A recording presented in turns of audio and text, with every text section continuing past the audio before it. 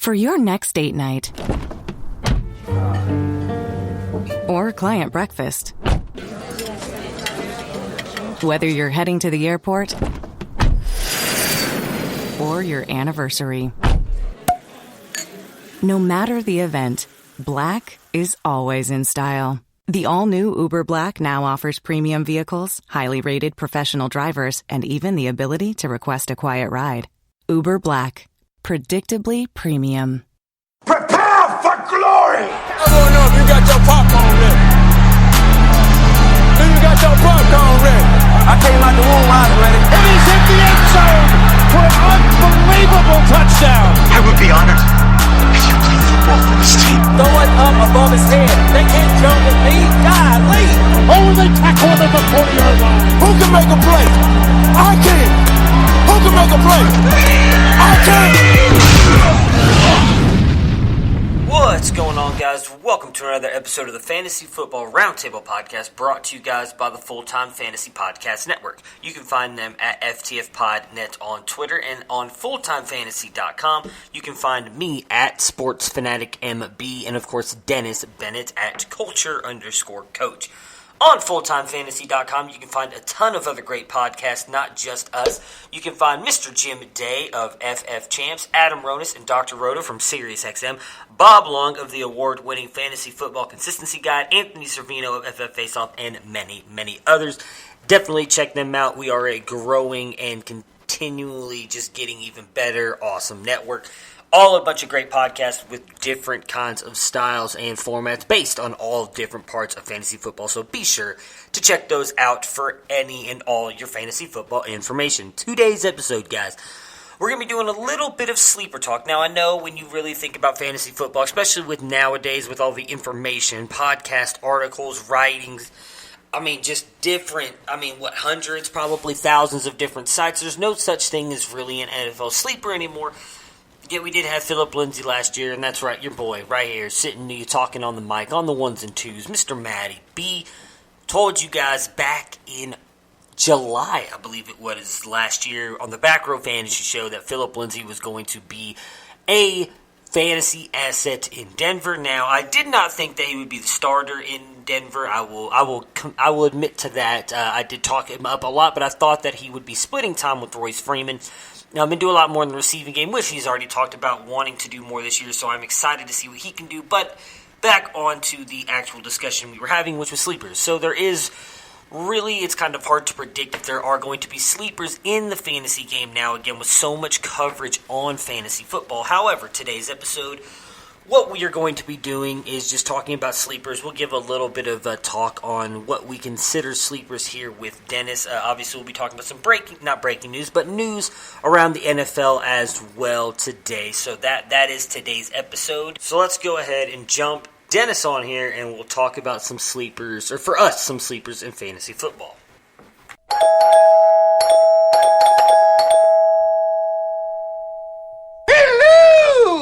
What's going on, Dennis? How was your weekend? Oh, my weekend was filled with tiling the floor and having to go work my real job. I got to tell you, I'm sore enough today that I think I would have rather worked my real job than tiled the floor. Yeah, I saw the picture that you posted up on Twitter. It looked very good. I did agree with Jared. The picture was a little tilted. So, but hey, to each their own. I hope that you like it. I think you responded back with something like "you are tilted" or something. I can't remember, but yeah. It looked very well, or looked good. I was tilted. Yep. Yeah, it did look awesome. Gentlemen, welcome to Las Vegas. As we've been mentioning here in the past couple episodes, we just want to remind you guys that we will be at the Fantasy Football World Championships from September 5th through 8th. We will be recording live from Radio Row. We'll be recording the podcast and doing some live stuff on Twitter from the Radio Row, the FFWC in Las Vegas at the Palms Resort on September 6th and 7th. Remember, what happens in Vegas stays in Vegas. Except for herpes. That shit'll come back with you. Some guys just can't handle Vegas. So hopefully we will see you guys maybe there, or at least you guys will be tuning into the Twitter show. We'll be taking some live questions and might see if we can't get any other, famous fantasy football people in the industry who might be there as well to jump on the show with us as all that stuff will kind of be coming together while we're there. So we are both excited about that. With that being said, let's jump into the news and the NFL news that has happened over the past couple days. Ball back and there actually be real news coming out. Oh, I know. Oh. We survived the dead period, and now we are finally able to talk about the actual NFL, and it's going to continue like that through what do we got through February? So it's so glad. I'm so glad it's back. It's been rough. I'll admit that. Ladies and gentlemen, can I please have your attention? I've just been handed an urgent and horrifying news story. And I need all of you to stop what you're doing and listen. All right, so for the starters on the breaking news that happened, I believe sometime Friday afternoon, Tyreek Hill is not getting suspended. I think that is a pretty big deal for fantasy. Everybody was thinking he was going to get at least a 4-game suspension, I would think. At least that was a lot of the talk. Anybody who's looked into the NFL policies, there are stuff in there for verbal and emotional abuse. A lot of people thinking what he said on the phone call, myself included, was verbal and emotional abuse, with him telling her that she should be scared of him as well. Obviously, we saw Jimmy Smith got suspended, I believe it was last year, 4 games for something like that, where he came at his girlfriend and emotionally abused her, didn't actually put his hands on her, but things that he said and did to her. He got a 4-game suspension. A lot of talk about it today, obviously, and the fact that the NFL just could not prove anything. They obviously had the tape, but that was it. His girlfriend, which I cannot remember what her name is, refused to cooperate with the NFL. Apparently all of her friends and family refused to cooperate with the NFL, so it was pretty much his side against nothing. It was pretty much what he said is what the NFL had to go with. So in that part of it, I somewhat understand why they didn't suspend him, yet I think, again, and I hate having this, it seems like we have these discussions every year. I know me and you have had this discussion multiple times now. I think the NFL got this one wrong. I'll just jump on my I guess, high horse really quick on this about it, and then we can leave it alone after, obviously, we get your thoughts on it as well. I think they should have at least suspended him for 4 games. If the NFLPA wanted to come back and fight that ruling and get it reduced, fine, good on them. That's what they're supposed to do. They are the NFLPA for that reason. Let the courts overturn it. I think, again, the NFL and Roger Goodell ends up with egg on his face for this. I mean, they suspended. Take the Ohio State Buckeye bias out of it, because I know some people will say this when I say it. They suspended Zeke for 6 games for much less, and with a less credible witness, as she had text and exchanges that pretty much went completely against what she said did happen, because she was just trying to get money from Zeke. We had police reports on that saying that Zeke did nothing wrong, and yet they said just based on circumstantial evidence and what they saw and read, they suspended Zeke for 6 games. You heard Tyreek Hill threaten his girlfriend and yet got nothing, so I think they really messed it up here. I honestly can't believe that he didn't get anything, but moving past that point for fantasy, I think that changes nothing for him. Anybody that have been in best ball, dynasty startups, anything like that have gotten him in the 4th to 6th, 7th, 8th round, where he's been going this past summer, I guess good on you, because you just got a top 5 to 10 wide receiver now that late in the draft. If you bought low on him, your move paid off. You did get lucky on that. I don't think this affects anybody. Ricky Wilson, one of our listeners, sent me a question wanting to know if he thought this affected anybody in the Chiefs offense. So I want to touch on that with you after the fact. I just kind of want to get, do you have any more thoughts or opinions on the whole suspension thing for Tyreek Hill? You know, we know what has been reported in the news. Yeah. We know what has been leaked to the press. So from what we've seen, we can say that Zeke's ex was a less credible witness, but we don't know that. We only know that that's what it looks like to us. True. So I'm not defending what may or may not have happened, because I don't know. Yeah. It doesn't seem like, based on things that he's admitted to doing, that Tyreek Hill is a fine, upstanding young man in the words of the five-man Electric Band. So he's probably quite the piece of shit human being. That being said, we don't know what his defense was and what he put out in his defense. It was apparently pretty good. Yeah. That's really all we can surmise. It's really easy and convenient to go, oh, the NFL and Roger Goodell suck. But, Goodell's a lawyer, and I'm sure he approaches things from a lawyerly perspective when looking at this. And not all cases are equal, even when they may on the surface seem similar. So, yeah, it's kind of crap that from what it looks like to us, he should have been suspended, but he wasn't. And so, I'm not here to moralize when it comes to fantasy football. If you don't want to own him on your team, then don't. It's like gay marriage. If you don't want to get gay married, don't. Yeah. Well, the one thing I'll say, and I don't want to drag this on because I've seen a lot of it today, is that something that the players have complained about for the past couple of years, and that they gave Roger Goodell all the power. And I do understand what you're saying, and him being a lawyer. And Tyreek Hill defense, again, it almost, I would think it almost doesn't matter how good his defense was because, again, he was arguing against himself. Nobody else came to the other side of the argument.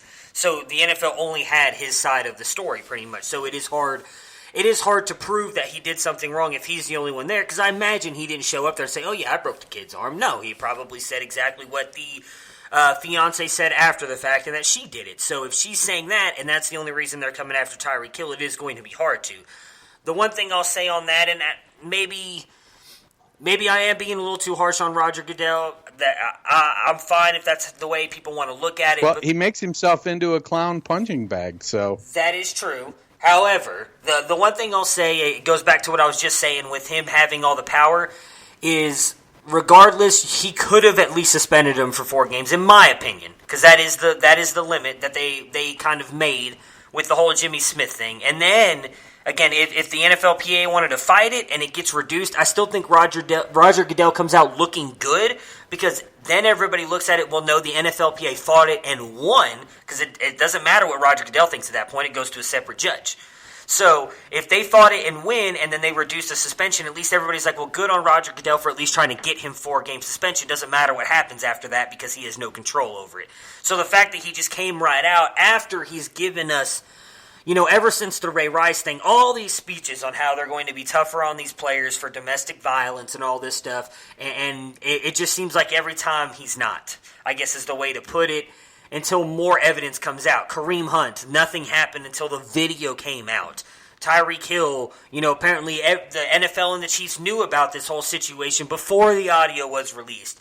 And then even after that, he still does nothing. To me, It's annoyingly frustrating, I guess, is the way to look at it. And I like I said, I get it from your point of view, and a lot of people have been saying exactly what you were saying, so maybe I am in the wrong in that opinion, but I just feel like he should have done something. If he wants to come off and talk tough about all this stuff for the past couple years and then do nothing, then just stop altogether. Then why even go through this silly process, in my opinion, if you're not going to do anything?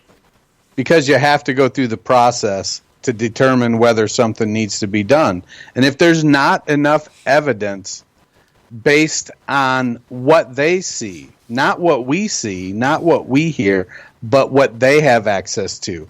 And they have access to a lot more than we do. So you have to go through the process, and then you have to make that determination.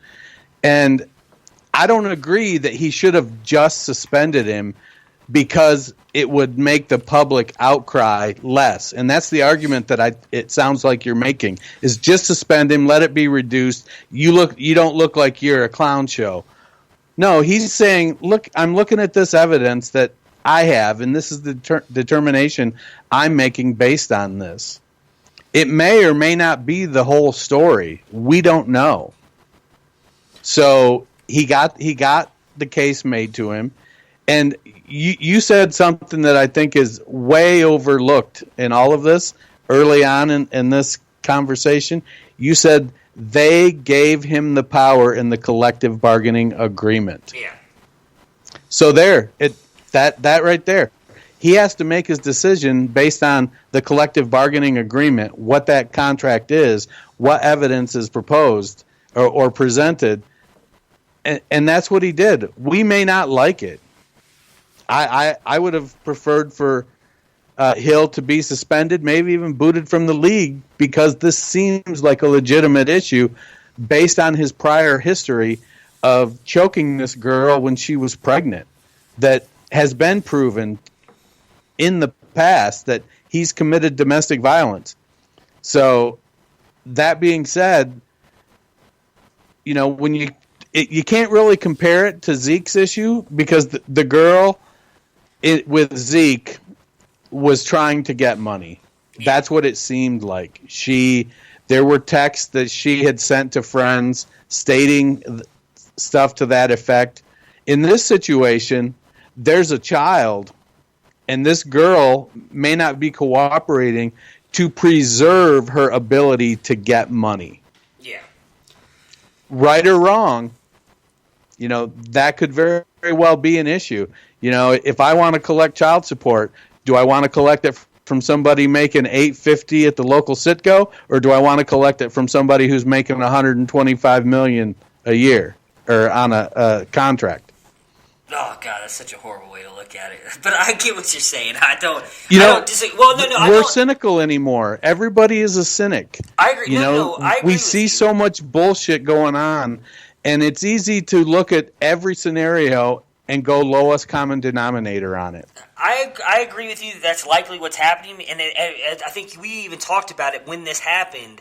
That's the likely scenario, because when all this audio came out, and she talked about how he was the one who injured their son, and then all of a sudden it seemed like, oh, well, now Tyreek Hill is not even... all the talk was he wasn't going to be in the league anymore, and then her position completely reversed. So I understand that. It probably had something to do with the money.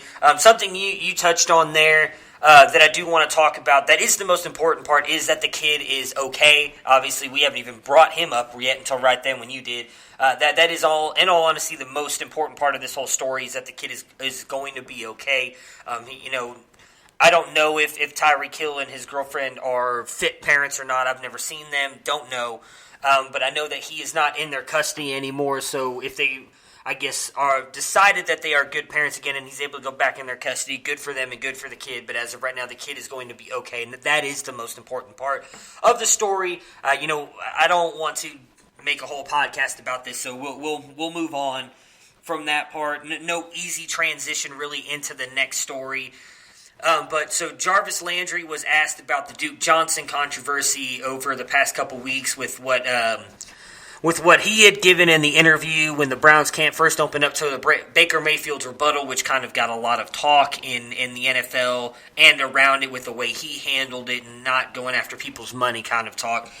Jarvis did come out and say that it isn't a distraction at all, and it won't be for the Browns year. I just wanted to bring that up as Landry being one of the leaders of the team addressing that, because I do think the fact that he has to address that is a little bit of a distraction. And this is a team that I think doesn't need any distractions right now because they've got enough on their plate. Add in the Odell Beckham story that dropped earlier today with GQ, where he just will not shut up about the New York Giants, which I'm going to be honest is starting to get a little annoying. In my opinion, as a huge Browns fan and honestly a huge Odell Beckham fan, I think he really just needs to let the Giants go. He does not play for them anymore. He plays for the Browns. I think personally, if he's asked about the Giants anymore in interviews, just needs to be like, hey, you know what? I play for the Browns now. I've talked enough about the Giants. I'm just gonna stop talking about him, because he almost sounds like a scorned lover. And like I said, in my opinion, it's getting a little bit annoying. We are already almost into August, and you're still talking about the team that traded you. Do you have any thoughts on the Duke Johnson or the Odell GQ article that came out today? Well, I didn't read the article. I agree that. From Jarvis's perspective, it's not an issue because Jarvis has a deal. So for him, it's not an issue. Baker has a deal. OBJ has a deal.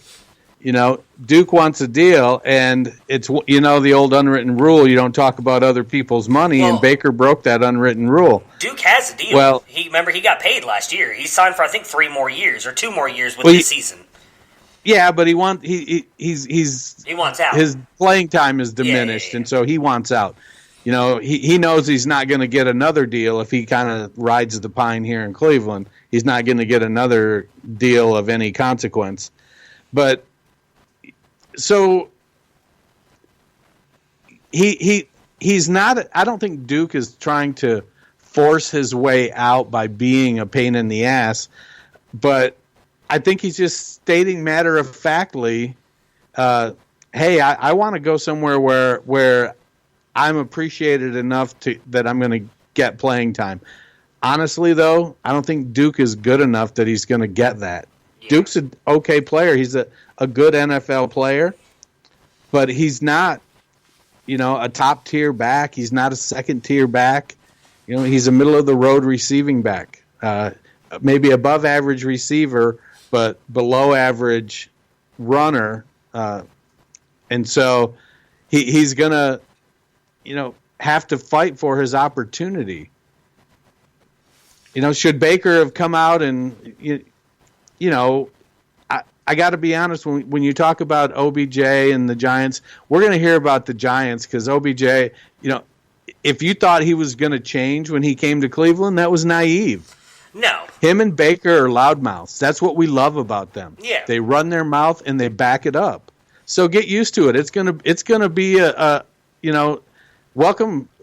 Sideshow Bob is in town, and that's what it's gonna be. We're just gonna have to hope that they keep winning, because if they don't, then that becomes a distraction. But they've got to start winning, and they're gonna have to keep winning. If they don't, then then it's gonna get messy. But that's who they are, and that's what they do. OBJ is going to keep talking about the Giants because he is a spurn lover. He is upset. Does he hate Cleveland? No, but Cleveland ain't New York City. Yeah, that's true. The media market is substantially smaller.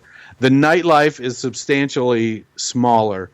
He's gonna get paid, and he's gonna have a decent career here in Cleveland, but he's got to stay healthy. I kind of understand the move by New York.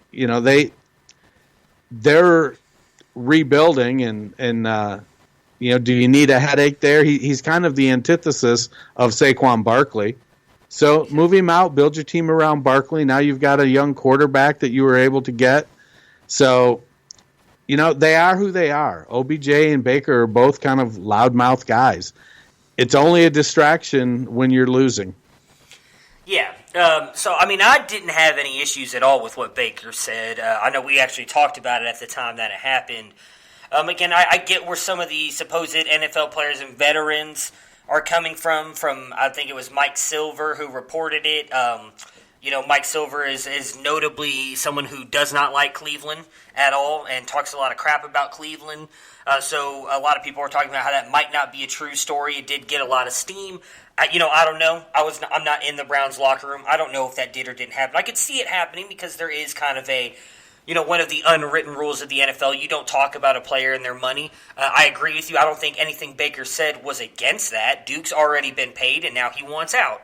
And from everything I heard, because I listened to the interview, Baker pretty much said, if you don't want to get on this train, then get out of here because we don't want you here. That's not saying anything about his money or his contract. He's saying, hey, dude, you already got paid. You're under contract. Just get with the program. I'm sorry that you don't get to play. You're not as good as Nick Chubb and Kareem Hunt. And it's not like he was saying something that's not true. He isn't. And we've already talked about this many times. We talked about it with the fantasy football under guys. I don't want to give away necessarily our takes on there because those episodes haven't released yet, but definitely check out that episode when it does because we kind of both give our takes on what we think is going to happen with Duke and the Browns. And as for the OBJ thing, I do get what you're saying, and he is a loudmouth. I did not expect him to change at all when he came to Cleveland, but we have seen him kind of hold back a little bit on the press conferences and everything, especially after the whole field goal, the kicking net thing crap that happened a couple of years ago, whenever that was. And even last year, for the most part, up until the interview with Josina Anderson, and I don't remember who the rapper was that was with him and why they were even there interviewing with him, but he really hadn't given or said anything controversial up until that point. My only point is I completely get him being upset about being traded away from New York City, because you're right. Cleveland is not New York City. I agree with stuff that Baker has said. I think he's going to be loved more in Cleveland than he was in New York City, just based by the way the fans are going to treat him and everything, regardless of how good they are. They're going to love him because of the show he'll put on.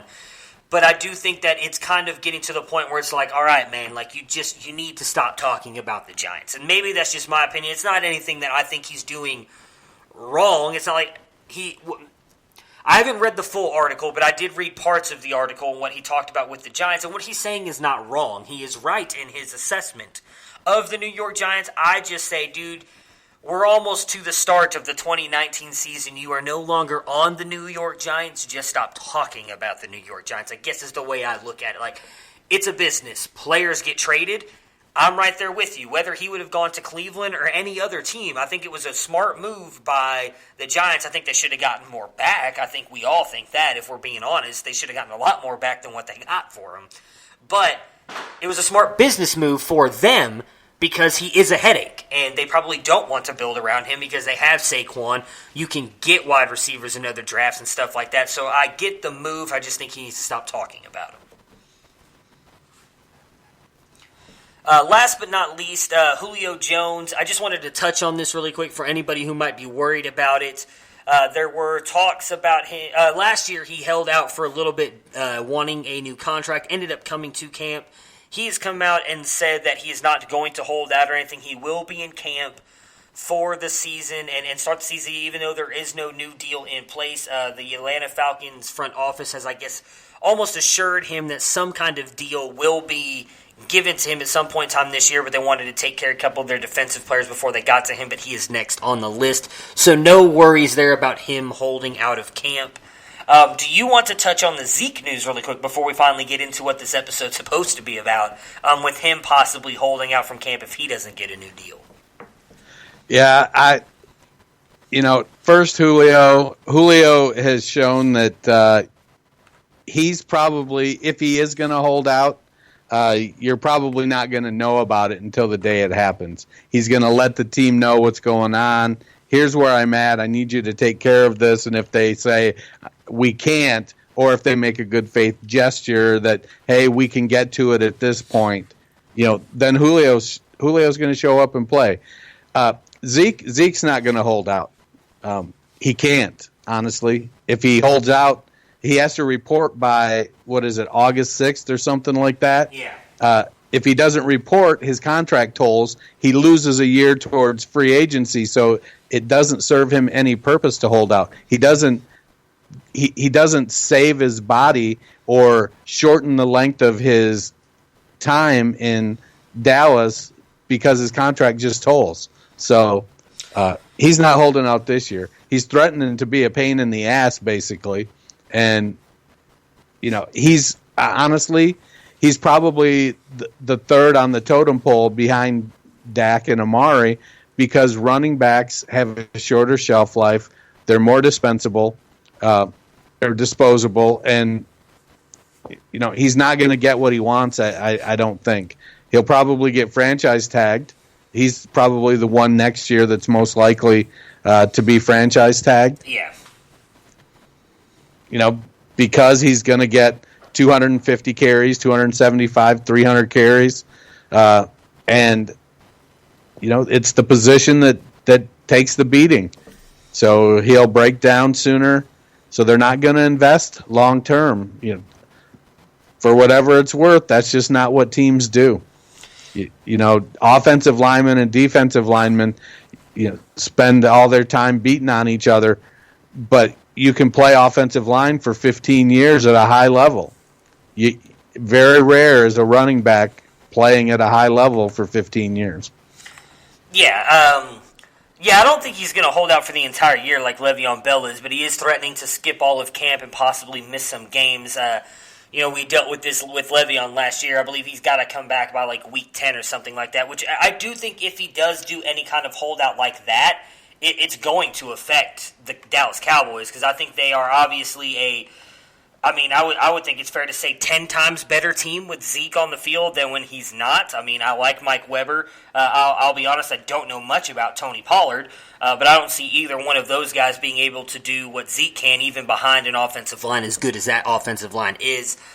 I don't disagree, though, with what you're saying on Zeke. He likely, unfortunately, is the third best. I mean, if it were me, again, taking my bias out of it, I would pay him. It would be hard to. I don't know if you could find a way to make him a deal that's less than Todd Gurley's. I would imagine he wants more. But I think out of those three, I would rather have him over Dak or Amari. I don't believe in either one of those players like I do Zeke. So that's just my opinion on that. But I agree with you. Likely, it's not going to go down that route because they could draft a running back next year or the year after and try and get close. Well, I shouldn't say close to the production, but find players or running backs that can try and produce as close to what Zeke is producing there for cheap, because it's just going to keep the running back position is going to keep churning out more players every single year, just what we get from college and everything going into the NFL. Yeah, I agree. It's a unfortunate thing that while the position provides a lot of value on the field, because of the lack of longevity at it, it's a difficult position to invest in. Yeah. Oops. All right, so that's going to do it right there for our breaking news segment. We today are going to be talking about, as I mentioned a little bit in the intro, some sleepers. And again, I understand that sleepers is kind of a hard word to use nowadays in fantasy football with the amount of coverage that it gets. But the way that we're going to do it is going based on ADP. So we're going to attack each position today and go with players that have a ADP of lower than or higher than 100. So guys that you can get after the 10th round, that we think are going to bring back immense value. All these ADPs are based on the FFWC, and we will be talking about this is more of a redraft discussion today than anything to do with Dynasty. So we're going to start at the quarterback position, and one of the guys that I have highlighted here is a guy a lot of people think has a chance to win the MVP this year, in Carson Wentz. He is going at an ADP of 113. Dennis, what do you think about Carson Wentz and him going as low as he is right now in drafts? Well, it may seem low at 113, but he's going as quarterback 7. So I don't know if it's low from the overall draft standpoint. So that's a one quarterback format. It's probably fairly appropriately valued. If you look at, the big four quarterbacks, you've got Mahomes, Luck, Baker, or Watson, Rodgers, Baker's probably the 5th. Yeah. Matt Ryan, who doesn't seem to get any respect. Well, Matt Ryan, so really quick, Matt Ryan is going as the 6th drafted, but he's actually as an ADP of 92. Because I was looking at him possibly putting him on the list, but then I wanted to do everybody that has a ADP lower of 100. But yes, the top 5 quarterback going are Mahomes, Luck, Watson, Baker, and Rodgers. Those are the top 5. So is QB 7 out of the, is that somebody you think could, what's it going to take for Wentz to move from QB 7 to the top 5 or top 3? So I don't think he's that far off. So at 113, I don't know I don't know that I'd consider that to be a sleeper. Mm-hmm. It almost feels like he might be overvalued because he relies a lot on Zach Ertz. He needs his wide receivers. As much as I like Alshon Jeffrey, there's some inconsistency to his game, and then Wentz gets injured. So I don't know if he's a sleeper. He may potentially be being drafted based on the ideal scenario that J.J. Arcega-Whiteside will produce early, that Nelson Aguilar will hit again from the slot, that Jeffrey will stay healthy, that Miles Sanders and Darren Sproles will be good pass catchers, and that Zach Ertz will repeat his 900 target season from last year. So, I might put Wentz less of a sleeper and more of maybe a touch being overdrafted based on projecting an ideal scenario for him. Gotcha. Yeah, so the reason I have him in the sleeper category is because a lot of the quarterbacks that are going later after the last guy I have on the list, which is Jared Goff at 145, a lot of the other guys I don't really want there. Like, you got Derek Carr at 162. Dak Prescott, I guess, is kind of interesting at 168. Sam Darnold at what was he at? 167. I guess if you're a believer in Lamar Jackson at 154 is somewhat enticing. But he was one of the guys that is in that hundreds that I would rather have. Like, I think I'd rather take a shot on Carson Wentz at 110 in the 10th round because I do think he's someone who could possibly jump into that top 5 depending on how good the Philly offense is this year. Yeah, I could see that, but I probably would go – I'm more inclined to go with Jared Goff 30 picks later because I like his wide receiver core so much better. And he's shown that he can sustain 3 very high-level wide receivers. He shit the bed in the Super Bowl, and I think that's what a lot of people remember. And a lot of people tend to say, well, he's a system quarterback. But honestly, they're all system quarterbacks. They're all playing in a system. Some just fit their systems better than others. And I think Goff fits his system that Sean McVay has. So I think I'd rather go with Goff at 145 than Wentz at 110 or 115 for the value that I think I'm going to get. I think they're going to produce pretty good numbers, very similar numbers. Now, do I think Goff could end up as a top 5 quarterback? I don't think he could end up top 5. I think he could end up top 10, top 8, maybe. I think he might be able to reach 8. Whereas Wentz being drafted at quarterback 7, for him to pay off, he's going to have to finish at 3 or 4. Yeah, I mean, I don't disagree with you on that. Again, that's why I had Goff on there, because, again, at 145, the past 2 years he's produced as a top 8 to 12 quarterback, so that's a great value you can get for him there. Another guy I threw on there really quick, I know you are not going to agree with this at all, but it's Kyler Murray with an ADP of 121. He's a guy that I'm big on this year. A guy that you could probably take a shot on. I would not take him as my QB1, but someone you might take as your QB2, although he's going as a QB1, so likely you won't be able to get him as a QB2. Yeah, I'd have to be picking him pretty late to go with Kyler Murray. I'd rather be late to the game. I think he's being drafted at a position where people are just expecting that he's going to throw the ball 50 times a game and rush for 100 yards a game. And I don't know if I see a scenario where that's realistic. It's at 121. That's what QB. But he's going QB 8, so he's going one quarterback. He's going behind Wentz and in front of Russell Wilson. So, I think I'd rather have Russell Wilson. Yeah, I kind of knew you would go with Russell there. Now, I don't think Russ is going to have near the passing volume, but I do think Russ is a much more efficient passer. And Russ doesn't run as much as he used to. So I suppose as I talk my way through this, then there is a chance that Kyler Murray could finish up there.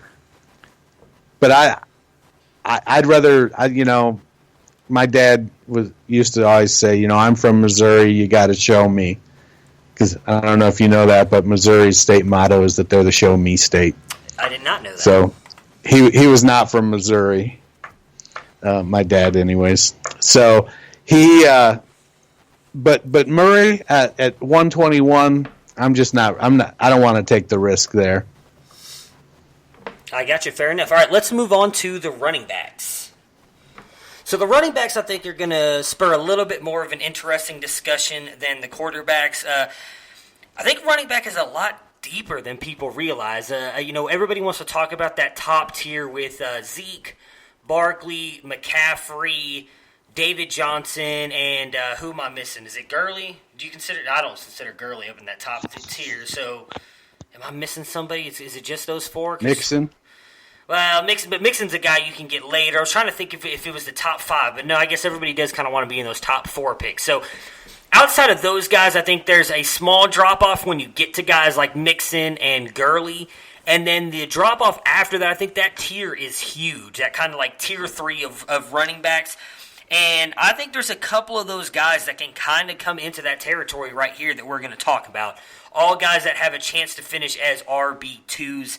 I'm going to start with, again, the guy who's getting drafted the highest, which is Nyheim Hines with the Colts, with an ADP of 112. So, again, a guy who finished as a high-end RB2 last year. Granted, he did have Marlon Mack out a lot of the year. Marlon Mack did have a couple of good games in that run, though. And when he did, Nyheim Hines did not produce very well. But when Marlon Mack was kind of limited a little bit, Nyheim Hines stepped up big time, especially in the receiving game. Your thoughts on Nyheim Hines and drafting him that late to possibly finish as an RB2 again in 2019?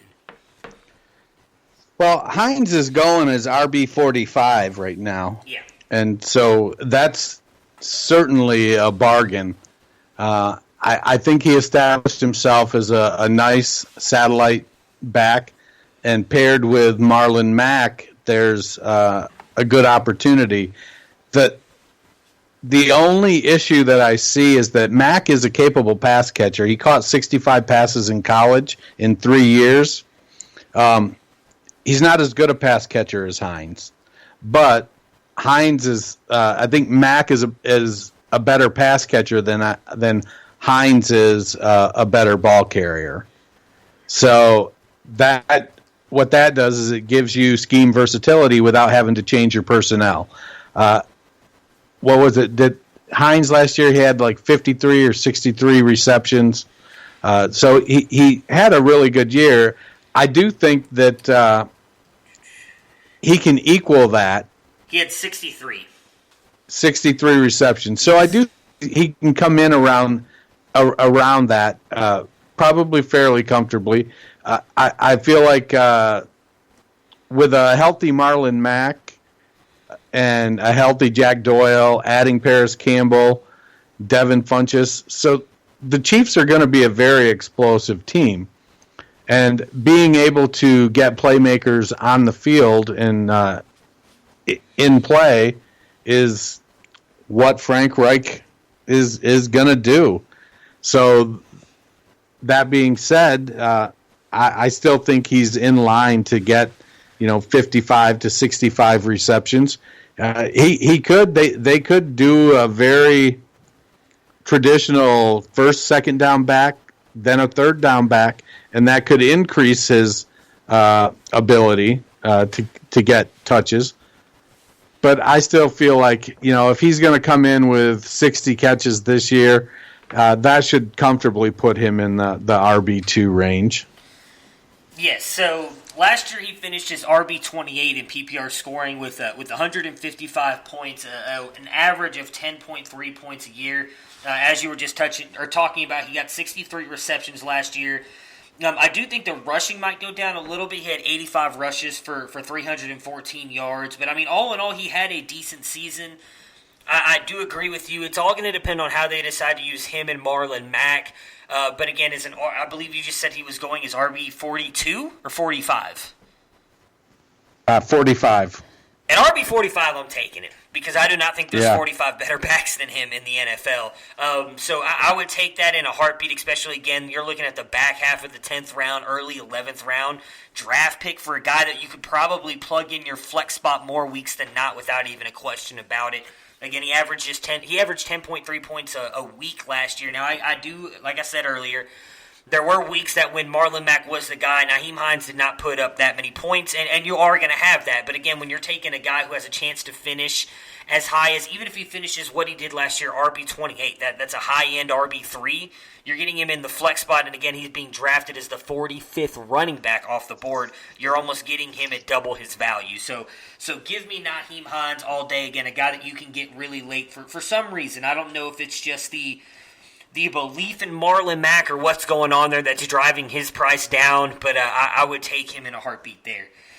The next running back I want to talk about is one of the guys that you are very high on, and a guy who, again, had a decent year last year, surprisingly. I think a lot of people would be surprised to find out where he finished, and that's Peyton Barber. You can get him at pick 129 in most drafts, which, again, is a little bit ridiculous to me. So in fantasy last year, Peyton Barber finished, where did he go? I just had him up here, as RB30. So 2 spots behind Nyheim Hines with 142 points on the year, a 9.5 average. So you're looking at right now, he's going...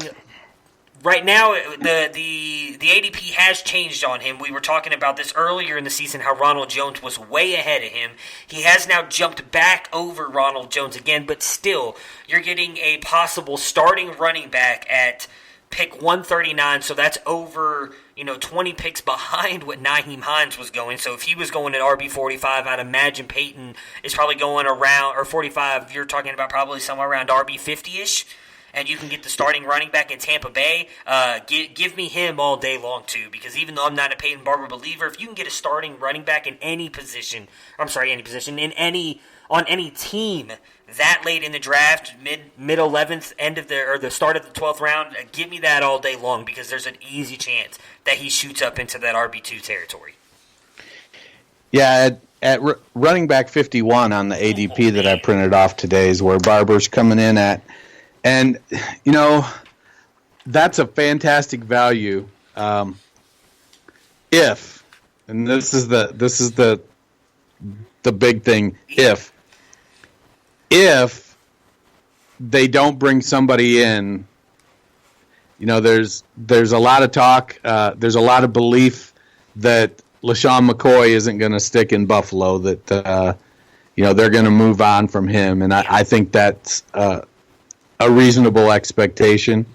But if they just outright cut him, does he go, I hear a lot of people talking about him going to Kansas City and reuniting with Andy Reid. Those are clearly people that don't believe in Damian Williams. And while I'm not necessarily a believer in Damian Williams, I also don't know that Shady McCoy is any better than Damian Williams at this point in McCoy's career. But if McCoy was to land in Tampa, I don't know that's not going to be a good thing for Peyton Barber.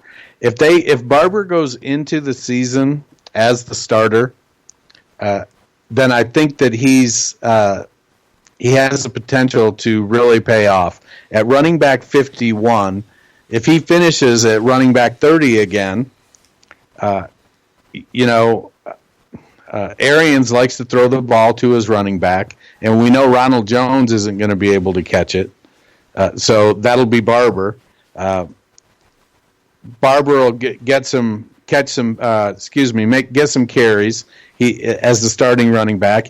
He's a capable running back. He's not going to make a lot of plays on his own. But if they can give him a little bit of running room, he's going to get you 4 or 5 yards. Bruce Anderson is there. We'll see what happens. My only caveat is there's so much time between now and the start of the season that Barber looks like he's in the lead fairly comfortably right now. But so much can change between now and opening day.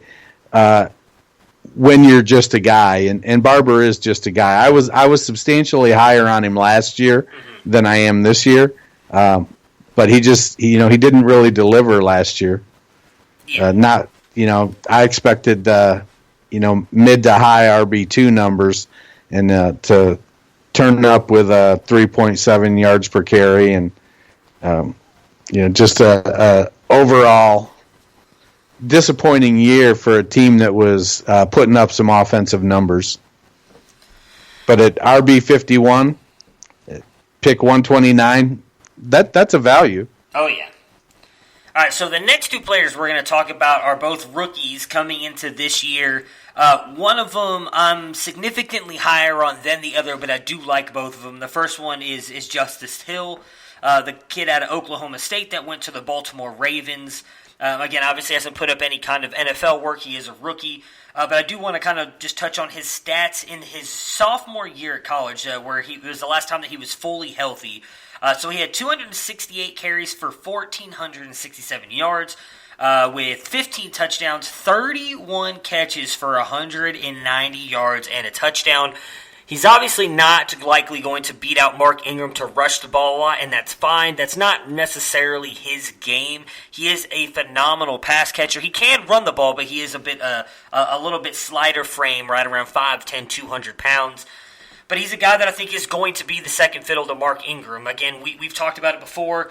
Do not go crazy when I say that he is going to be, I think, the Ravens' Alvin Kamara to Mark Ingram like he was in New Orleans. He is not Alvin Kamara, people. He is not going to be that explosive. But I do think if they use him that way, he is going to be a very viable fantasy asset. I could see him finishing in the high-end RB3 category, possibly low-end RB2, but I think that is asking a lot of him and that Ravens offense. However, with the way that Lamar Jackson has been, we could see them lean heavier on the run game to possibly not allow Lamar to run as much as he does.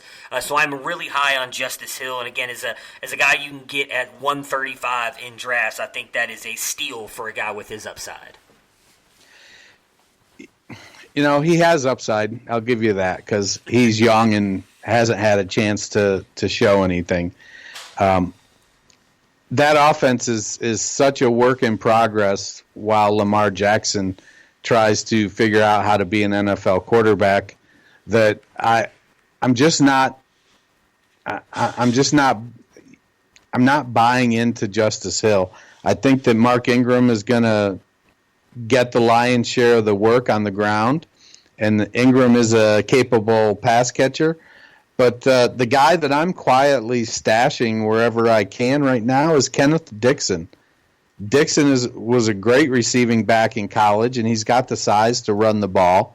He ran the ball really well in college, and I think he's like, imagine if Justice Hill was bigger and stronger, then you'd have Kenneth Dixon.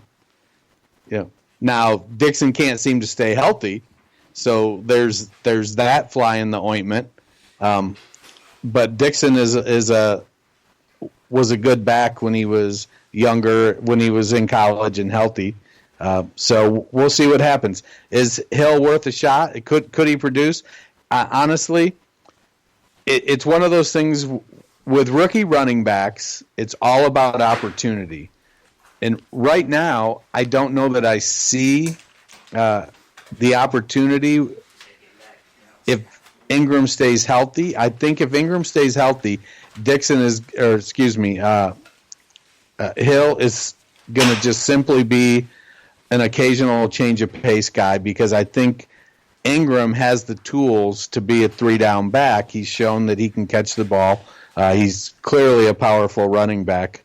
So, to me, that sort of leaves everybody else there picking up scraps. But, again, if Ingram ends up getting injured, then it's up for grabs. Gus Edwards is Ingram's backup, and Edwards can't catch the ball. So then if it goes to a duo or a running back by committee, then all bets are off, and Hill could easily end up being the guy with the most touches. Yeah, you can count me out on the Kenneth Dixon business. I don't believe in him one bit. I agree with what you're saying. He's obviously an immensely talented back. I remember when he came out. Obviously, a lot of people were very high on him, but I just think with the suspensions and the injuries, I'd rather take a shot on a guy with the upside of Hill than what you can get with Dixon. However, Dixon's going up much later than Hill as well. I don't even have his ADP on here, so he's likely a guy you could get at the end of your draft or possibly even off the waiver wire. So not a bad grab if that's the route that you guys want to go either, because if he does end up getting the role that I think Hill will get, you're obviously going to get him for a steal as well. The next rookie I wanted to talk about was Devin Singletary. He's going at 142 right now in drafts. A little bit of an underrated prospect, I think. I think mostly based on his combine performance, he kind of fell down draft boards because he did not produce very well. But again, in college, averaging right around 6 yards a carry, was really good in the receiving game up until his junior year, his last year, but 26 pass catches, 19 in 2017, average 7.8 yards a catch on that. Just a great runner of the football, is in Buffalo now, and something that you touched on earlier with LaShawn McCoy, we've been talking about, I think, it feels like for months now that neither one of us thinks LaShawn McCoy is long for Buffalo. We both think he is going to get cut. So again, you have a shot of getting the starting running back for the Buffalo Bills at 142, or at least someone who's going to be a leader in that timeshare, I think, with Frank Gore. Because I just don't think Frank Gore, as much as he has proved all of us wrong and Father Time wrong so far, I don't think that he can hold up and be the lead back over a 16-game season. So the chance to get the starting running back in Buffalo that late in drafts, I think, is a steal as well. Yeah, I like Singletary a lot. He did take a hit with the combine. He ran slow, and I don't think he really improved it a whole lot at his pro day. But he was super productive in college, and he has really good vision. And while he may not have long speed fast, he's fairly quick with his feet. So, he can get away from contact pretty easily, and I think that's what's really helped him to put up some of those gaudy numbers in college. Earlier in his college career, he caught the ball more, but he ended up trying to remember because his backup was drafted, I think, as well, but I can't remember who it is off the top of my head. I can't remember. I'd have to look. But Singletary, with running backs, it's opportunity, and if McCoy gets moved out, then he's competing with T.J. Yeldon and Frank Gore, and there's opportunity there. For whatever reason, Frank Gore is going to continue to get carries in the NFL, and while he's marginally productive with them. He isn't gonna, take it the distance. I don't think T.J. Yeldon, for as big as he is not a power back. He's a good receiving back. I think he's shown that, T.J.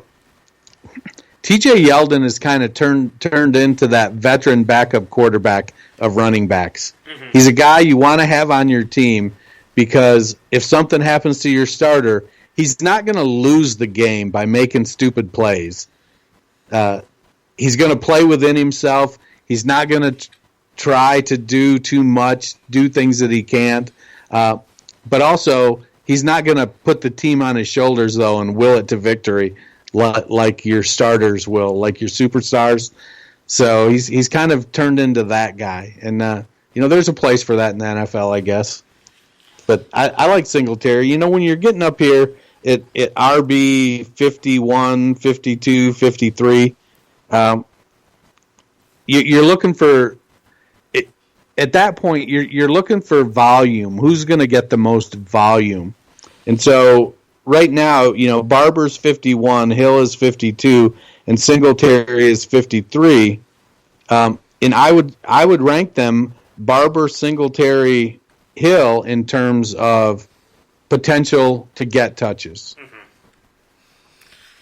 All right, this last guy that I want to talk, and I think is kind of getting overlooked by a lot of people. I think we kind of forget how good that this player was and is when the main starter is out, and even when he still plays, he has a role. So I'm just going to kind of read his stats here first, and then I will give you guys who he is. So he only played in 11 games last year.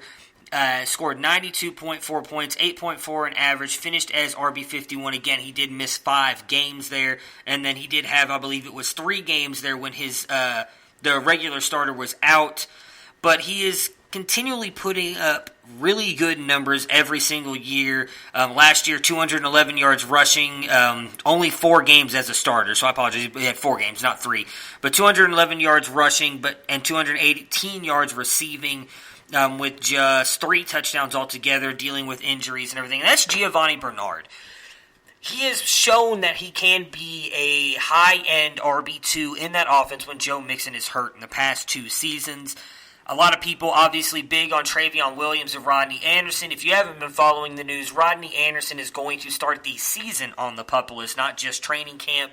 I think that a lot of it, in all honesty, is roster manipulation by the Bengals.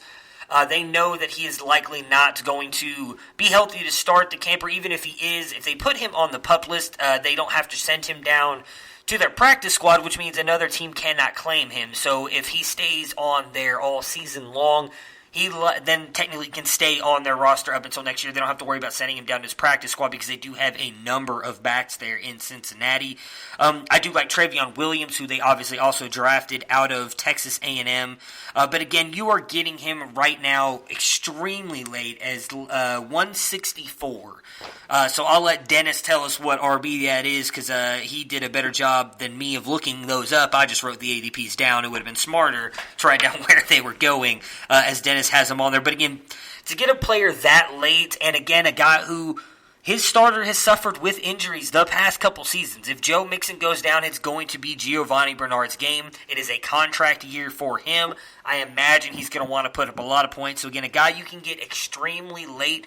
Maybe if you're the Mixon owner as a handcuff, I'm not that big in the handcuffed game in fantasy, but maybe you want to grab him, or even a guy that you can grab really late in draft that has a chance to way outproduce his ADP. Give me as much Gio Bernard as I can get in drafts this year. Yeah, Bernard is actually in a really solid situation aside from the injuries to Cincinnati's line. Zach Taylor has come out and said that he intends to give Bernard 10 to 12 touches per game. So that's for a backup, that's a pretty solid workload. And if he can get, if he's getting 5 carries and 5 receptions, you're looking at, potentially 60 to 70 yards per game. And, that's a nice spot to be in. Taylor's going to try to scheme Bernard open in the passing game. And for somebody in a contract year, that's a nice situation to be in. I don't think he'll be back with Cincinnati. I think he's going to go somewhere in hopes of trying to get a larger share of the pie, which is reasonable. I don't think you're going to get it with Joe Mixon in the fold. Yeah, no. So, he's definitely a 50-50 guy for me. I don't think he's somebody that you want to have carrying the load. I think he's shown early in his career when he was younger that he just can't hold up to the workload of being the number one guy. But he's got a good game. He's somebody that can, he can make the plays in the running game. He's a good running back. He just doesn't hold up when he carries the ball a lot. So if he's getting, 4, 5, 6 carries a game, catching 4, 5, 6 passes, if he averages 8 or 10 yards of reception with 5 yards a carry, that's a good volume with yardage, and he has the ability to put up a big play. So I like Bernard at running back 60. He's definitely going to be a flex-worthy guy. Yeah, absolutely. I don't know why I was having so much trouble saying absolutely. Moving on to the wide receivers, one of mine, and I believe a guy you are very high on as well, DaeSean Hamilton of the Denver Broncos. He is the highest on this list, at least, of the ADP guys that I pulled out of here. Still, though, going at 122, which I think is extremely low for the guy who's likely going to be the number 2 in that offense. So don't let this number right here fool you. He finishes 109 in wide receivers last year with 56.4 points, just averaged 5.6 points a week, only really played in 10 games. However, he only started 5 games last year. And in that time, he got all over throughout the entire year. 45 targets, 30 receptions, 243 yards, 8.1 average, 2 touchdowns. That's a catch percentage of 66.7, which is outstanding. That was with Case Keenum as quarterback, folks. That's not Joe Flacco. I mean, we can say what we want about Joe Flacco. He is a better quarterback than Case Keenum. I think we can all give him that. You now have a completely different coaching staff coming in there. Likely them going to be leaning on him and Courtland Sutton a ton. The fact that he is going that late, I think, is a little bit crazy. Give me every share of DaeSean Hamilton that I can find. I own him in a lot of dynasty leagues, and I am excited to see the breakout that he has this year. I don't think he makes it up into that wide receiver 2 category, but I do think he has a chance to be like a middle to low end 3. So if you're in a deeper league with a couple flexes, I think he'd be a perfect throw in there. But he's definitely a guy you can draft late and it'd be a plug and play wide receiver, especially in good matchups. Yeah, where'd he go here? Going at wide receiver 54, so that's a wide receiver 5. Yeah. I think he's going to step into that. What the hell is his name that was injured last year? Emmanuel Sanders or Emmanuel Sanders. Okay. Boy, it just completely escaped me. Oh, I got you. He's a natural fit for that Emmanuel Sanders role, and then Sutton is going to step into the Demaryius Thomas role. Sanders is looking good coming back from the torn Achilles, but at 32 years old, 31 years old, with a mid-season Achilles injury, I'm skeptical at best that Sanders is going to be able to really contribute a lot this year. So Hamilton is going to have a real strong opportunity. I was just, I didn't mark what wide receiver that Sutton was going at. But Sutton is going as has an ADP of 75, which is let's see.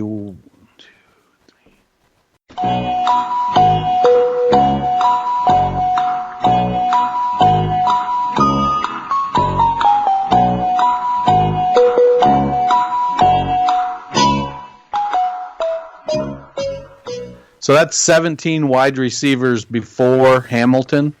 Wow. Yeah, so that makes him what, wide receiver 39? Yeah. That puts a lot more pressure on Sutton from a draft capital perspective to produce. Now, I think he likely will, but I also think that Hamilton is going to kind of end up in that same wide receiver 3, low wide receiver 2 range as well. And at an ADP of 122 going off the board as wide receiver 54, DaeSean Hamilton is definitely worth the investment. Yes, I agree with you 100%. This next player, I think, is going to be a little bit more of an upside play. We do not know what he's going to be able to do in the NFL. He is a rookie, the only rookie I have on this list. That's Paris Campbell at 126, so 4 spots behind DaeSean Hamilton. I have him on here because high-powered offense. He's going to be in probably one of the best offenses in the league. I think T.Y. Hilton and his injury issues are going to help him get the ball even more. If you want to believe in, I can't remember who it is they brought over. It was Dante Moncrief? Funchess, there we go. Another guy that I don't believe in. That's why I went Moncrief.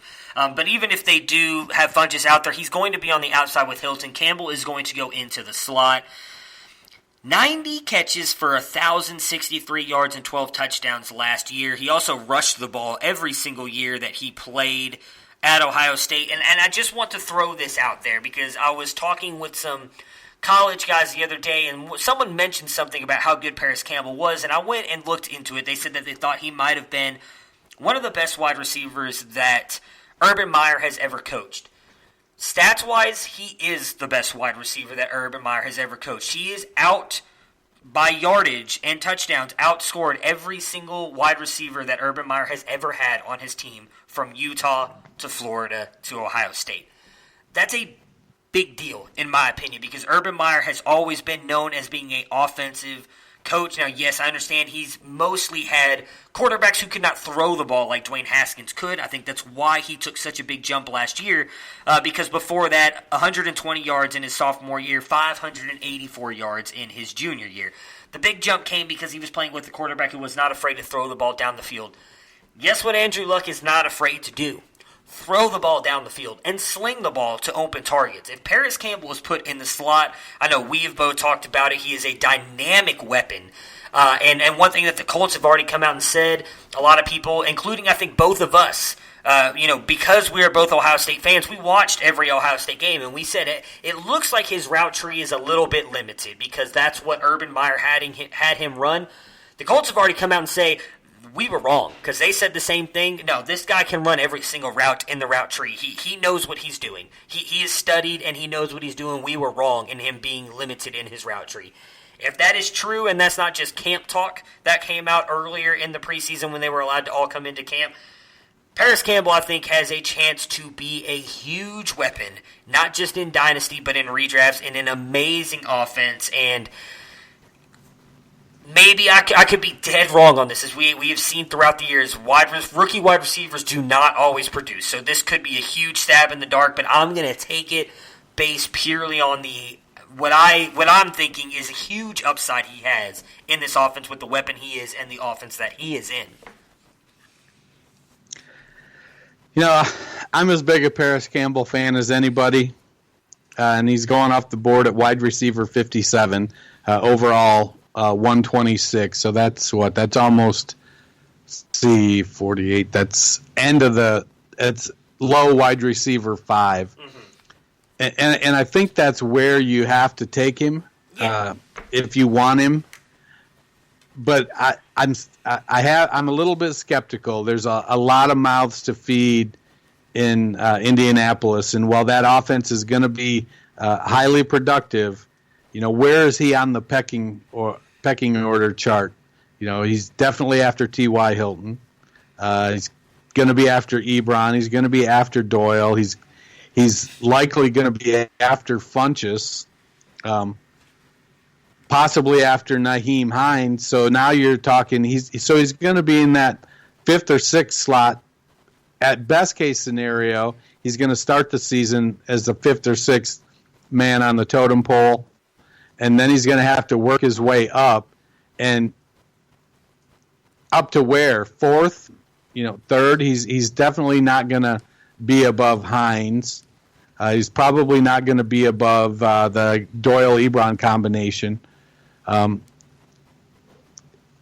he's definitely not going to be above Hilton was the first one I meant, not Hines. So, 3rd or 4th in the pecking order is probably his max this year, and it's likely going to take some time for him to ascend to that position. So do I think he'll outperform wide receiver 57? Yeah, I feel like he will, but do I think he's going to be top 36? I don't think he's going to move that high, so he'll have some boom games, and then he's going to have some bust games. And so for me, I'm probably not going to get many shares of him in redraft just because I'm probably not going to be willing to spend that capital on him there. Fair enough. The next guy I know we're going to have a difference of opinion on because I know you think another wide receiver in Buffalo is going to take a step forward, but I've got Robert Foster on here, a guy who had a really good connection toward the end of the year with Josh Allen, currently being drafted at 131 in drafts. So I just kind of was looking over Robert Foster's stats, and over the entire year he finishes wide receiver 80, which does not sound that impressive. But if you go back and look at his stats from when he actually started starting games back in Week 6 through Week 14 before he got injured, 82 points, 13.7 a week, jumped him all the way up to wide receiver 44 on the year. Now, again, not that impressive, but he's a guy that you can get late. Again, we were just talking about Paris Campbell was going in the late 50s. So he's going at least, what was that? What did I just say? 131. So 5 picks after that. So he's going likely in the 60s. So again, a low-end wide receiver 5 is what you're drafting him as. A guy I think you could easily outproduce that. Again, if you believe in Zay Jones, which I have a feeling is who Dennis is going to talk about here with the Buffalo wide receivers, he's actually going even later. I didn't pull up his ADP, but I know it's at least 10 spots below Foster, if I remember correctly. But either one of these guys, whether you're a Foster believer or a Zay Jones believer, to be able to get these guys as low-end wide receiver 5s in drafts, both of which I think will outproduce those ADPs, are steals for me, and both who have a chance to be the number 1s in Buffalo. I think it's going to be Foster. If you think it's going to be Zay Jones, one of those guys is going to be the 1. One of them is likely going to be the 2. Josh Allen has to throw the ball to somebody, so I think that those two guys really have a good shot to outproduce their ADPs this year. Yeah, it's hard to figure out exactly how Buffalo is going to shake out. Everybody talks about Josh Allen having a big arm, not terribly accurate, and but if you can stretch the field, that's what that's where you're gonna end up getting the ball from Allen. And Jones has been kind of pigeonholed as a possession guy, but he ran a 4.45 40 at the combine, so he doesn't lack speed. Foster ran a 4.41, so it's not like there's a ton of difference in their long speed. Let's see. Foster had a 4.2 short shuttle. Jones had a 4.01 short shuttle. See, Jones had a 6.793 cone. Foster had a 6.93 cone. So it would all kind of point to Jones being the better athlete. But Jones is going at 183 versus Foster at 131. Yeah. And I'll take Jones 50 picks later.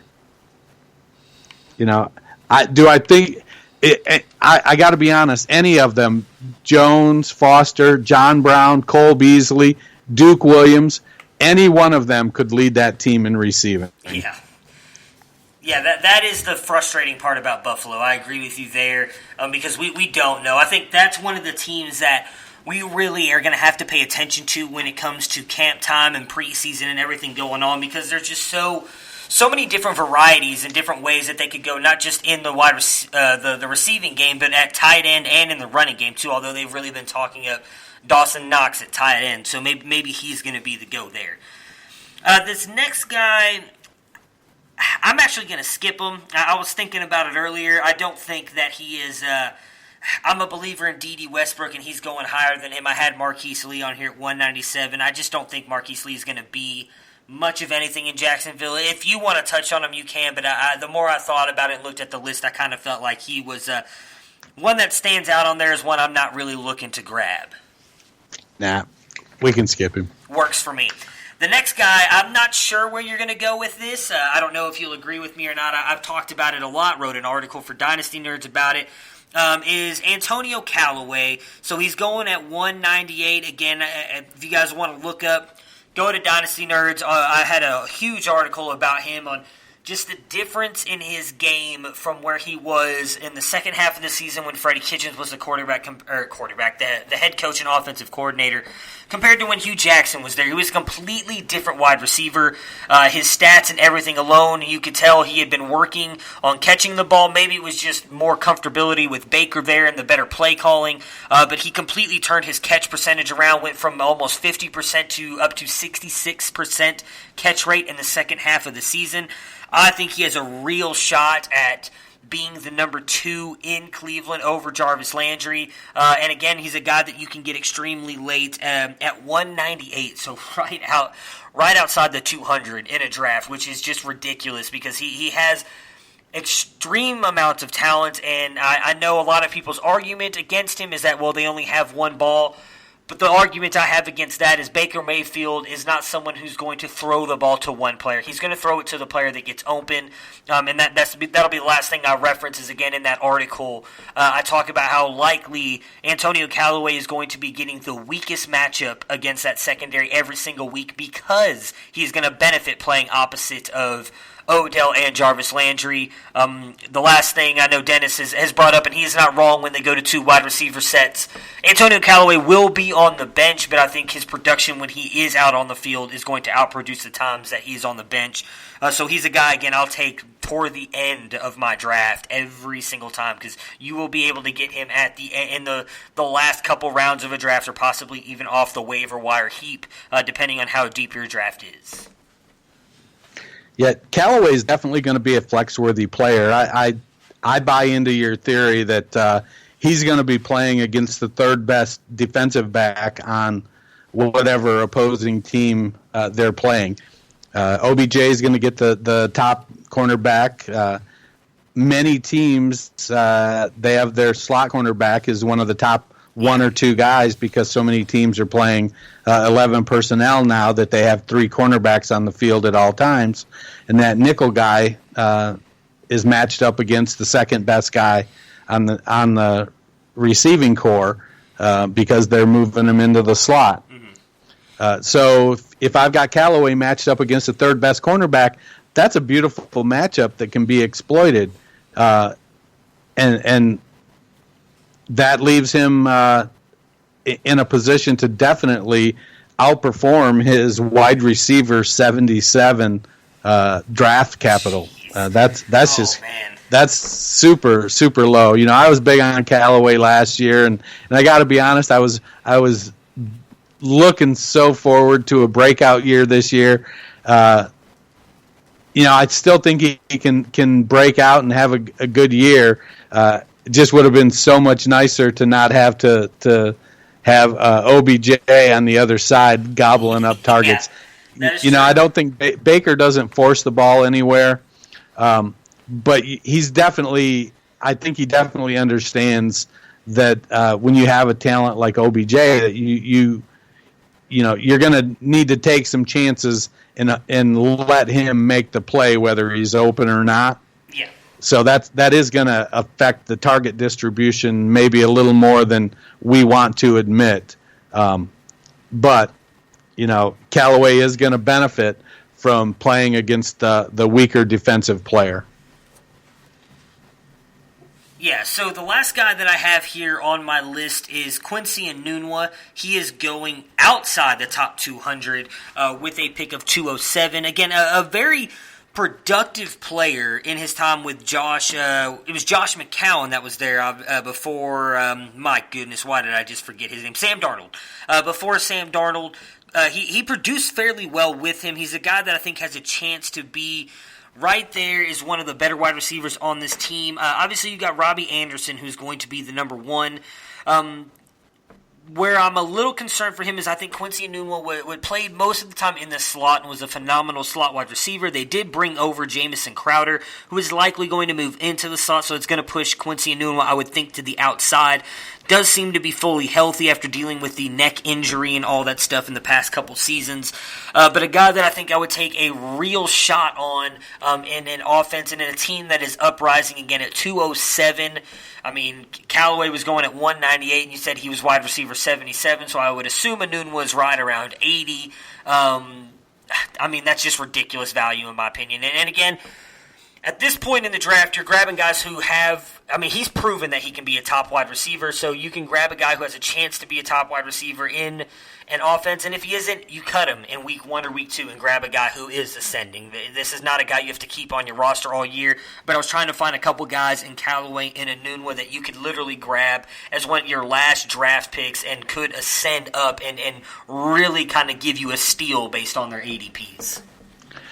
Yeah, I think that the fly in the ointment for Anunua is going to be Jamison Crowder. Yeah. Anunua is going to be, I think he's going to start the season as that second outside receiver. But he also did pretty well in the slot last year when he was healthy too. So if Crowder is healthy, then then that takes away opportunity share for Anunua, because Anderson is the more dynamic outside receiver of the two. Anunua is a good receiver, but I just don't know with Adam Gase's offense. It's going to be hard to decipher starting the year how is the target distribution going to break down. Because you also have Lev Bell there, who's going to be fighting for targets as well. And as somebody who's so adept at catching the ball out of the backfield, that could very well siphon targets from somewhere. So Anun was as good a dice roll as you're going to find at 207. I mean, he's going as wide receiver 80, and if you I certainly he's going around guys like Maurice Harris. Cole Beasley's going at 216. I could see taking Beasley over Anunua, but Randall Cobb is going just before him. David Moore. I don't necessarily like either one of those over Anunua. A.J. Brown is a rookie, and I think there's going to definitely be some struggle in that offense as they try to pound the ball in Tennessee. Taylor Gabriel in Chicago, I think he's going to be pushed down the totem pole. So Anunua has is as good a dice roll as you're going to find that late in the draft. All right, so let's go to the tight ends now and wrap this up. There's really only three guys that I was noticing that I would really take, and I think all three have tremendous upside, especially the last guy, who I think his ADP is going to drop even more with some of the news that came out recently that we actually haven't even had a chance to touch on yet. So for starters, Mark Andrews at 140. We saw him last year really kind of become one of Lamar Jackson's outlet guys and one of the guys he trusted the most. Not surprising to me, as I was one of the guys who was boosting him and talking about Mark Andrews being one of the best, if not the best, tight end in this class last year. Just based on what he did at Oklahoma, he proved that he is a phenomenal offensive threat. I think it's fair, not a fair comparison to make, because I think Noah Fant is better than him, but I would almost say the comparisons between Andrews and Hayden Hurst last year are very comparable to Hawkinson and Fant this year, and that Hawkinson went before Fant and was by far the more complete tight end because he can block and produce offensively, and we saw that in the draft prior where Hayden Hurst went before Mark Andrews. They actually went obviously to the same team in Baltimore. Hayden Hurst is the more complete tight end. He can block and he can do stuff offensively, but in my opinion, Mark Andrews is by far the better offensive player in that offense. And I think that with what he showed toward the end of last year, really being a top-tier talented tight end in fantasy, he will continue to do that with Lamar Jackson as long as they have him on the field, which I think is probably his biggest question mark going in this year. But again, getting him at 140 and a chance to get a top-tier tight end, I think is a steal in most drafts.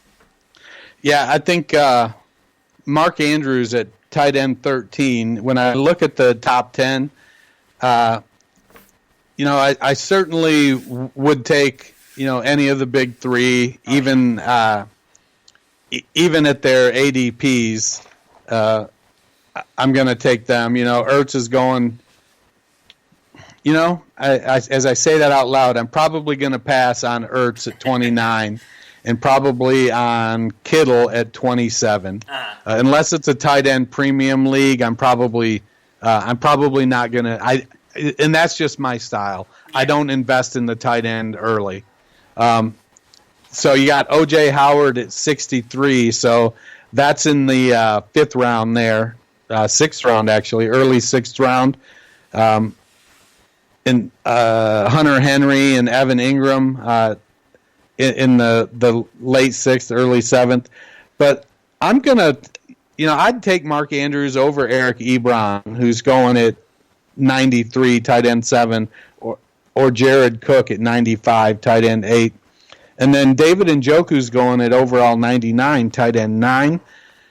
You know, somebody has to lose in Cleveland, and I feel like it's going to be Njoku when it comes to the targets. I think he'll have some boom weeks. I think he's going to be relegated next season to a boom-bust category, which is going to be very frustrating. At tight end 13, I think Andrews provides that top 8 potential on a team that's not going to throw the ball a ton. I think he's going to be he's developed a chemistry already with Lamar Jackson, and I think he's going to continue to build on that. He's a former wide receiver when he got to college, and we've seen Baker Mayfield as a mobile quarterback. Andrews kind of knows how to work with a quarterback like that, and I think that showed early last year when Jackson started playing. And it wouldn't surprise me at all if Andrews led Baltimore in targets.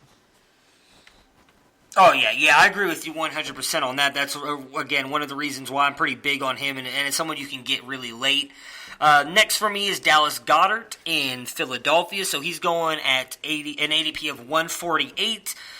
I know you got Zach Ertz there, and he is obviously going to eat up a lot of the points, but Dallas Goedert finished with 84.7 points last year, 6.1 a week. Finished as a tight end 21 last year. I think that is going to shoot up. Philly will use a lot of 2 tight end sets. They used him a lot. They said that he's really progressed in the offense earlier in the camp this year, and he really kind of progressed as the season went on. I think he has a real shot, nowhere near going to take down Zach Ertz. I think we can all admit Zach Ertz is right there, as you were just talking about with Kelsey and Kittle, as one of the best tight ends in the league. But I do think Goddard has that kind of red zone upside, touchdown upside, and he will get some work in the middle of the field as well. And he showed last year in a couple of his runs that he is a yak machine. Once he gets that ball, he is athletic enough to get to get some yardage after the fact. So a guy that you can get a little bit later, that's probably, you'll be able to tell us here in a minute, I'm guessing probably tied in 15 or 16. I would take a shot on him 100% because, again, while people are drafting the guys that you were just talking about, Eric Ebron, Evan Ingram, David Njoku, rounds beforehand, you're getting better depth at your running back and wide receiver while they're taking a shot on tight ends when you could get a guy like Dallas Goedert, Mark Andrews, and the guy we're about to mention here in a minute who could all possibly outproduce, probably not Evan Ingram, but I could see easily outproducing Eric Ebron and David Njoku, and you're getting them rounds later. So give me all the Dallas Goedert that I can take. Again, maybe he's only going to get you 3 or 4 points a week, but those weeks that he scores you touchdowns, he's going to get you double digits, and that's going to help you probably win the tight end position unless you're going up against one of those top 3 guys. You know, the question you have to ask yourself with Goddard is, do I think Philadelphia can sustain 2 tight end ones? And if you think the answer is yes, then I think you go Goddard at tight end 15 or higher. I think when you look at the numbers at the end of the season, I could see Goddard scoring out as a tight end 1. But I think he's going to be kind of volatile, and so you have to pair him with somebody. And if it's not best ball, then you're trying to guess which week is he going to score the touchdown, which week is he going to get the 5 receptions and the big play so he gets the yardage. Because Ertz is going to get the volume, and so I think that it's one of those things you have to. This is where I think bringing Bob Lung's consistency guide into the mix is going to really be the way you're going to have to look at it. Is Goddard going to score as a tight end 1? I could see Goddard being tight end 10, 11, 12 on the season, but I could see it happening based on 3 or 4 big games. Because the tight end scoring is, I think tight end 12 last year in PPR was, 8 or 9 points a game. So at that rate, it only takes a couple, 2 or 3 big games to boost your season average. So I'm probably not going to go for Goddard in this area because I want somebody because I'm probably going to draft Mark Andrews, 8 picks sooner because I feel like Andrews will get the consistent volume that Goddard won't. So that's kind of where I come in. I like Goddard as a talent. Right, I just feel like Ertz is going to continue to siphon those targets. Yeah, I don't necessarily disagree with you. Like I said, I think a lot of it will come down to if Philly continues to run the 2 tight end sets like they used to when they had Trey Burton there, and kind of what they've done for a long time. But it will be reliance on that because, as I said, he's not going to be there and get Zach Ertz off the field. I guess is the best way to put it. At least not right now. Until Zach Ertz leaves Philadelphia, he's going to be the number 1 guy. So Dallas Goedert is likely going to be a guy that's going to rely heavily on the red zone, but I will take those chances. The last guy that I want to talk on is your guy, so I'm really going to let you have the floor here. You were pounding the floor for him even last year before most people were, and that's Chris Herndon. So we do have to count in for the fact that he is suspended for 4 games due to the stuff that he had going on this offseason, but still at an ADP of 159. Again, I do think that will drop some because of the 4-game suspension. I would imagine he'll at least drop even just a couple spots, if not more than that.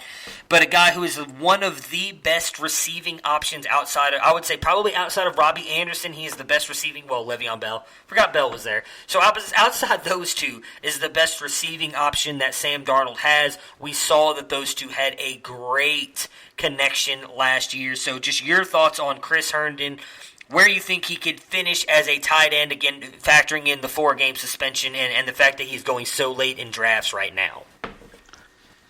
Well, I feel like Herndon is going to score on a points-per-game basis as a tight end 1. Overall, I think he'll finish lower because he's going to miss 4 games. Most people had baked in a 2-game suspension in their evaluations of Herndon, and maybe it does get appealed down to 2 games, but the 4 games, that takes him out of the mix for 25% of the fantasy season. He is I like Herndon a lot. He's somebody I have on numerous dynasty teams, and he's a really good receiving threat. He's a capable blocker. Maybe he doesn't excel there, but he's willing. But the chemistry that he showed with Darnold is going to be tough to deny. And so when Herndon does come back, I think he steps right back into his role as the starting tight end and starts to push for targets. I think having him on the field makes that Jets team a much more dynamic team. And at ADP of 159, the trouble so he's already going very, very late.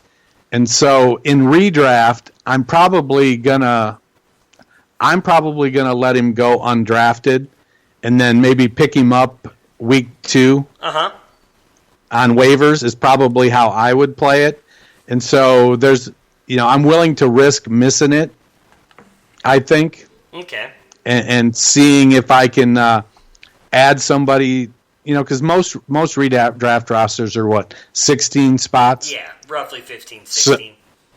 So I'm probably not going to tie up a roster spot the first couple weeks with somebody that's going to be out 4 weeks.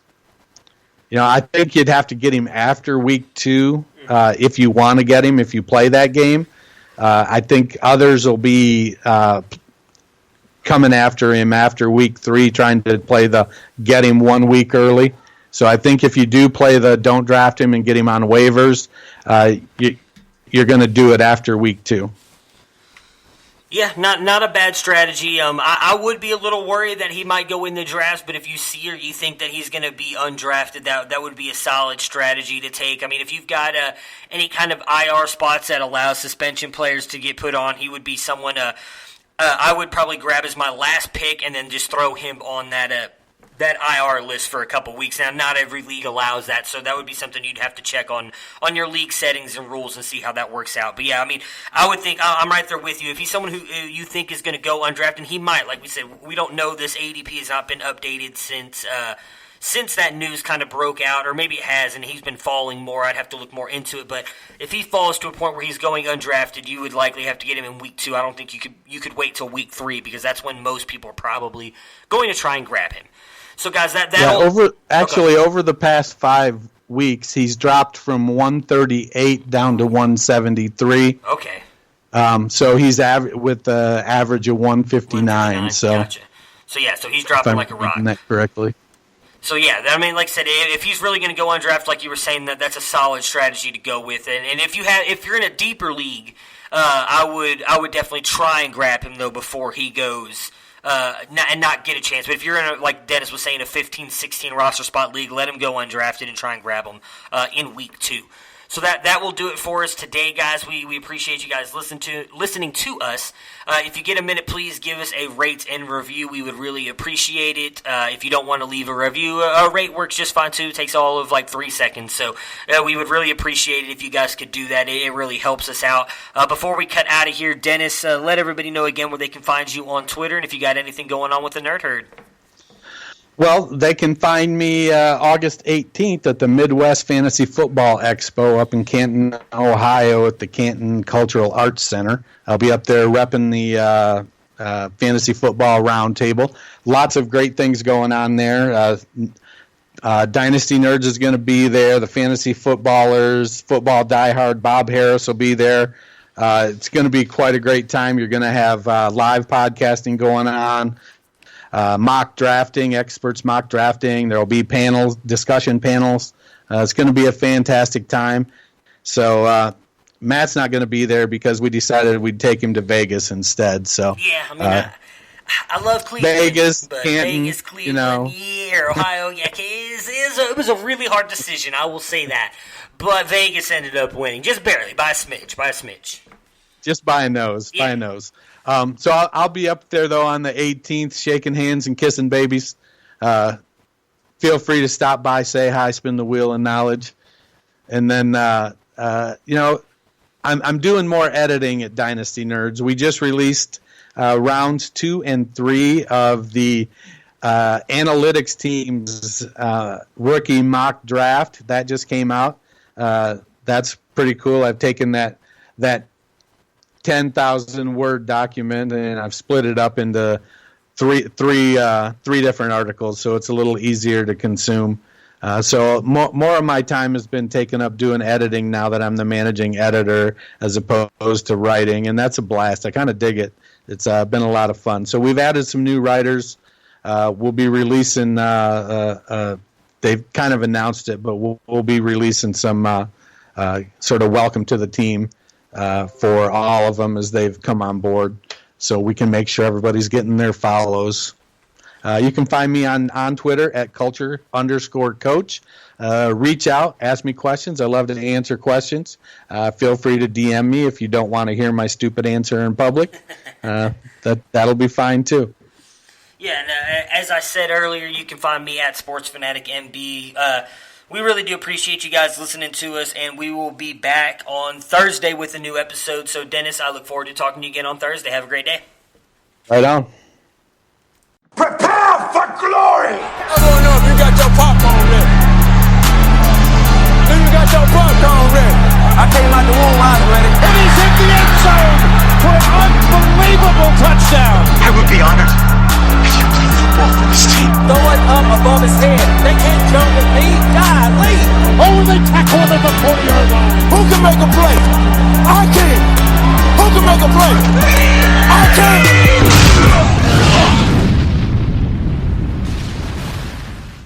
Quit eating your burgers off a coffee table. If you want to eat a burger, put it on a bar. Follow your instincts to B-dubs for the new All-American Cheeseburger. Fresh, juicy beef smashed till it's crispy around the edges, covered in gooey cheese, and stacked to the ceiling with deliciousness. And knock that baby down with a frosted beer at the bar. Just like the sports gods intended. The new All-American Cheeseburger at Buffalo Wild Wings. Roar! Please drink responsibly. Technology Truths, brought to you by Geico. Technology Truths. Truth. Teenagers can communicate entirely in emojis. How was the birthday party? Pizza slice, kitten, soccer ball, pineapple? Truth. It's so easy to switch and save on car insurance at geico.com. What are you talking about? Paperclip, shoulder shrug, high five, wizard hat? What? Geico. 15 minutes could save you 15% or more.